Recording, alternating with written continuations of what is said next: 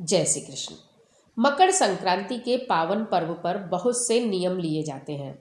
इन नियमों से धन समृद्धि तो बढ़ती ही है, साथ ही घर में आने वाली समस्याओं, रोग दोष तथा आकस्मिक दुर्घटनाओं से भी छुटकारा मिलता है। घर परिवार के लोगों की जो ग्रह दशाएं बिगड़ती हैं, उनके लिए अनेकों उपाय हमें करने पड़ते हैं। लेकिन पुराने समय में घर की स्त्रियां सहज ही में इन समस्याओं से बच जाती थी। इसका कारण था कि वे औरतें जीवन में एक बार सातों बार की कथा सुनने का नियम अवश्य लेती थीं। इस नियम की विशेषता यह है कि इन कथाओं में सभी ग्रह तथा सभी देवताओं का नित्य स्मरण हो जाता है तथा उद्यापन के समय सभी ग्रह व उनसे जुड़े देवों के लिए दान भी हो जाता है। परिवार में ज्यादातर परेशानियां हमारे ग्रह दोषों या देवी देवताओं के रूठने के कारण ही आती हैं। जो व्यक्ति नित्य इन देवों की कथा, मंत्र या स्तुति घर में कर लेते हैं अथवा सुन लेते हैं, तो उनके सभी संकट सहज ही में टल जाते हैं।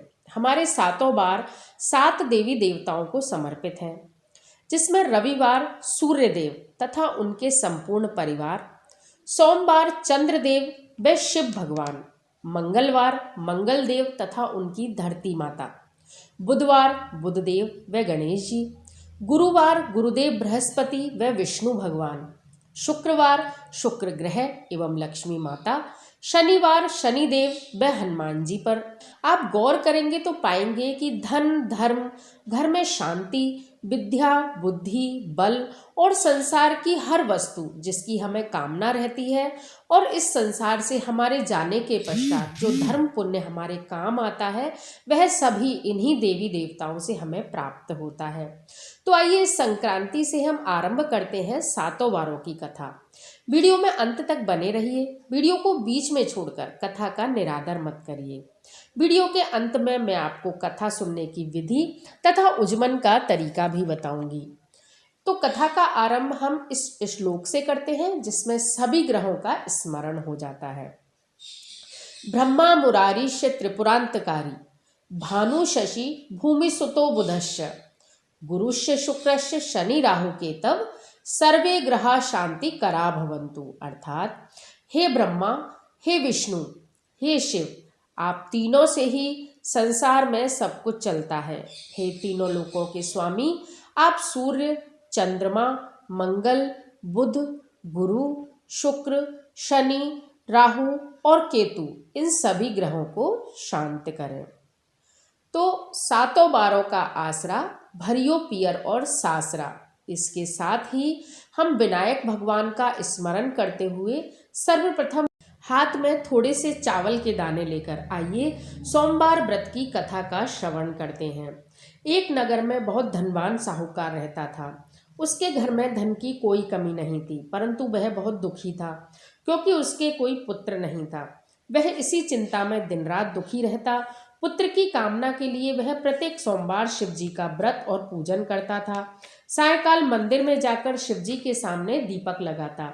इससे उसके भक्ति भाव को देखकर एक समय माता पार्वती ने शिवजी महाराज से कहा, महाराज, ये साहूकार आपका अनन्य भक्त है, सदैव आपका व्रत और पूजन बड़ी श्रद्धा से करता है। आप इसकी मनोकामना पूरी कीजिए, इसको पुत्र दीजिए। शिवजी ने कहा, हे पार्वती, यह संसार कर्म क्षेत्र है। किसान खेत में जैसा बीज बोता है वैसा ही फसल काटता है, उसी तरह मनुष्य भी इस संसार में जैसा कर्म करता है वैसा ही फल भोगता है। माता पार्वती ने अत्यंत आग्रह से कहा, महाराज, जब यह आपका अनन्य भक्त इस प्रकार दुख पाएगा तो संसार में लोग आपके विषय में क्या सोचेंगे। माता पार्वती का ऐसा आग्रह देख शिवजी कहने लगे, हे पार्वती, इसके कोई पुत्र नहीं है। इसी चिंता में यह अति दुखी रहता है। इसके भाग्य में पुत्र न होने पर भी मैं इसको पुत्र प्राप्ति का वर देता हूँ, लेकिन इनका पुत्र केवल 12 वर्ष तक ही जीवित रहेगा। इसके पश्चात वह मृत्यु को प्राप्त हो जाएगा। इससे अधिक मैं कुछ नहीं कर सकता। माता पार्वती और भगवान शिव का यह वार्तालाप साहूकार सुन रहा था। इससे उसको कुछ प्रसन्नता न हुई और न ही कुछ दुख हुआ। वह तो शिवजी का व्रत पूजन उसी प्रकार करता रहा। कुछ समय पश्चात साहूकार की स्त्री गर्भवती हुई और 10वें महीने में उसके गर्भ से अत्यंत सुंदर पुत्र उत्पन्न हुआ।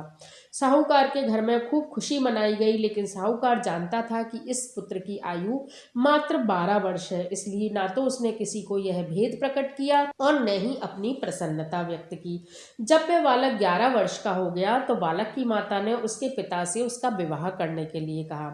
साहूकार ने कहा, अभी मैं इसका विवाह नहीं करूंगा, पहले मैं अपने पुत्र को काशी पढ़ने के लिए भेजूंगा। साहूकार ने बालक के मामा को बुलाया, उसको बहुत सा धन देकर कहा, तुम इस बालक को काशी पढ़ने के लिए ले जाओ और रास्ते में जहां भी जाओ वहीं यज्ञ तथा ब्राह्मणों को भोजन कराते और दक्षिणा देते हुए जाना। दोनों मामा भांजे यज्ञ करते, ब्राह्मणों का भोजन कराते, दक्षिणा देते काशी की ओर चल पड़े। रास्ते में उनको एक शहर पड़ा। उस शहर के राजा की कन्या का विवाह था, परंतु जो राजकुमार विवाह करने के लिए आया था वह एक आंख से काना था। उसके पिता को इस बात की बड़ी चिंता थी कि कहीं राजकुमार को देख राजकुमारी तथा उसके माता पिता विवाह में किसी प्रकार की अड़चन पैदा न कर दें। जब उसने अति सुंदर सेठ के लड़के को देखा तो मन में विचार किया कि क्यों न द्वाराचार के समय इस लड़के से वर का काम चलाया जाए। ऐसा मन में विचार कर राजकुमार के पिता ने उस लड़के और उसके मामा से बात की, वे राजी हो गए। फिर उस साहूकार के लड़के को वर के कपड़े पहनाकर तथा घोड़ी पर बैठाकर कन्या के द्वार पर ले गए। सभी कार्य प्रसन्नता से पूर्ण हो गया। राजकुमार के पिता ने सोचा कि यदि विवाह कार्य भी इस लड़के से करा लिया जाए तो क्या बुराई है। ऐसा विचार कर लड़के और उसके मामा ने कहा, यदि आप फेरों और कन्यादान के काम को भी करा दें तो आपकी बड़ी कृपा होगी, मैं इसके बदले आपको धन दूंगा।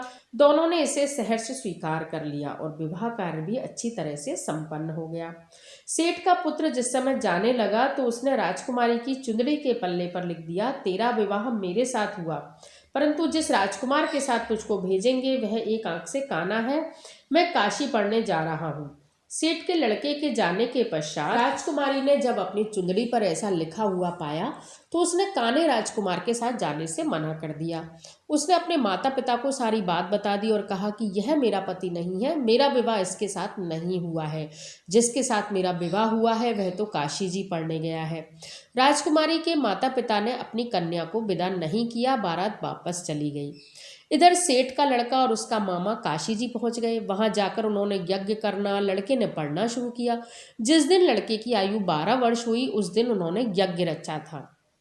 लड़के ने अपने मामा से कहा, मामा जी आज मेरी तबीयत कुछ ठीक नहीं है। तो मामा ने कहा, अंदर जाकर सो जाओ। लड़का अंदर जाकर सो गया और थोड़ी देर में ही उसके प्राण निकल गए। जब उसके मामा ने आकर देखा कि उनका भांजा मृत पड़ा है तो उनको बड़ा दुख हुआ, लेकिन उन्होंने सोचा कि अगर मैं रोना पीटना मचा दूंगा तो यज्ञ का कार्य अधूरा रह जाएगा। अतः उसने जल्दी से यज्ञ का कार्य समाप्त करा। ब्राह्मणों के जाने के बाद रोना पीटना प्रारंभ कर दिया। संयोगवश उसी समय शिव पार्वती उधर से जा रहे थे। जब उन्होंने जोर जोर से रोने की आवाज़ सुनी तो पार्वती कहने लगी, महाराज कोई दुखिया रो रहा है, इसके कष्ट दूर कीजिए। जब शिव पार्वती वहां पहुंचे तो उन्होंने पाया कि वहां एक लड़का मृत पड़ा था।